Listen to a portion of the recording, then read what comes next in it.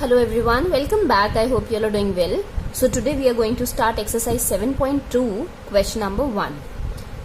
The question 1 is, during a sale, a shop offered a discount of 10% on the marked price of all items.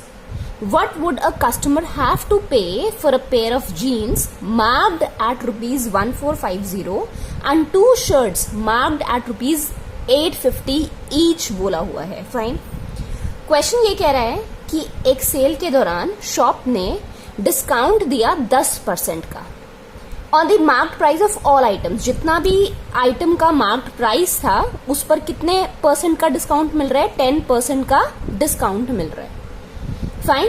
Now एक customer है, उस customer को एक pair of jeans के लिए जिसका mark price 1450 दिया हुआ है और दो शर्ट्स हैं जिसका मार्क प्राइस 850. दो शर्ट्स का अलग अलग प्राइस 850 रुपए दे रखा है.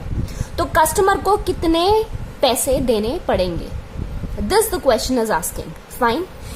ईच आगे वर्ड लिख रखा है, do not ignore this word. 850 each का मतलब ये हो गया टू शर्ट्स है ना, दोनों शर्ट्स का 850 नहीं है, दोनों शर्ट्स का अलग अलग 850 है. 850 for one shirt and 850 for the other shirt. Fine everyone. So सबसे पहले हम क्या करेंगे, इसमें जो भी गिवन डाटा है हम गिवन चीजें लिखेंगे. हमें नहीं पता क्वेश्चन कैसे करना है, पर हमें ये पता है कि क्वेश्चन पूछ क्या रहा है. ठीक है. और दूसरी चीज हमें क्या पता है? फॉर्मूलेस. ठीक है. तो अगर हमें ये दोनों चीजें पता है कि क्वेश्चन क्या पूछ रहा है, हम गिवन डेटा लिख देंगे, गिवन डेटा के अकॉर्डिंग हम फॉर्मुलेज लिख देंगे, तो हमारा ऑटोमेटिकली आंसर आ जाएगा. So what is given here? Discount percent दे रखा है. कितना दे रखा है? डिस्काउंट परसेंट हमें दे रखा है 10% का, या सीधे आप लिखो डिस्काउंट इज इक्वल टू 10%, तो उससे आप समझ जाओगे ये डिस्काउंट परसेंट दे रखा है. फाइन. देन आपको दे रखा है marked price of jeans. Jeans का मार्क प्राइस दे रखा है. कितना दे रखा है? That is rupees 1450. Fine. And then mark price of shirts कितना दे रखा है? अब 850 ईच है, तो हम क्या करेंगे? 850 प्लस 850 कर देंगे, मतलब डबल कर देंगे, या सीधे सीधे 850 इंटू 2 कर दो. फाइन. तो हमारा मार्क प्राइस आ जाएगा. तो कितना आएगा? 1700 is your mark price of the shirt. और टोटल मार्क प्राइस आपके पास कितना हो गया?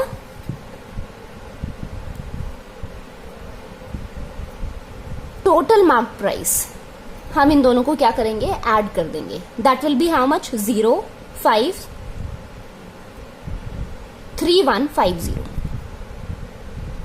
Fine everyone. तो हमने टोटल मार्क प्राइस लिख दिया. Now what do we have to do? पूछा क्या है? कस्टमर को कितना पे करना पड़ेगा, मतलब कस्टमर के लिए कॉस्ट प्राइस क्या है, और जो कॉस्ट प्राइस होगा वही तो सेलिंग प्राइस होगा. मतलब दुकानदार जितने पैसे में बेच रहा है, मतलब जितना भी उसका अमाउंट बनेगा उतना ही तो कस्टमर का कॉस्ट प्राइस होगा. सो हमें क्या फाइंड करना है? सेलिंग प्राइस फाइंड करना है. Selling price is equal to question mark. हमें नहीं पता कितना है selling price. So this is only going to become the cost price of the customer, कि कस्टमर ने कितने में खरीदा. फाइन. अब हमें क्या चीज पता है? दो फॉर्मुलेज पता है. क्या क्या फॉर्मूले पता है? एक हमें पता है discount is equal to discount percent. This I am writing down on the other side. Discount percent upon 100 into MP. Fine. One this formula we know. एक हमें फॉर्मूला पता है discount is equal to MP minus SP. Right. ये दो formulas हमें पता है. अब यहां से देखो, क्या हमें डिस्काउंट पता है? हमें डिस्काउंट नहीं पता, पर हमें डिस्काउंट परसेंट पता है. तो डिस्काउंट परसेंट यहां पर आ जाएगा. क्या हमें मार्क प्राइस पता है? यस, हमें टोटल मार्क प्राइस पता है. अलग अलग डालने की जरूरत नहीं है क्योंकि हमें एक टोटल मार्क प्राइस चाहिए. सो हमें मार्क प्राइस भी पता है.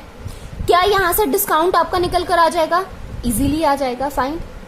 जब आपका डिस्काउंट आ जाएगा, अगेन मार्क प्राइस आपको पता है. हमें क्या फाइंड करना है? सेलिंग प्राइस फाइंड करना है. तो क्या यहां से एसपी आ जाएगा? आ जाएगा कि नहीं आ जाएगा?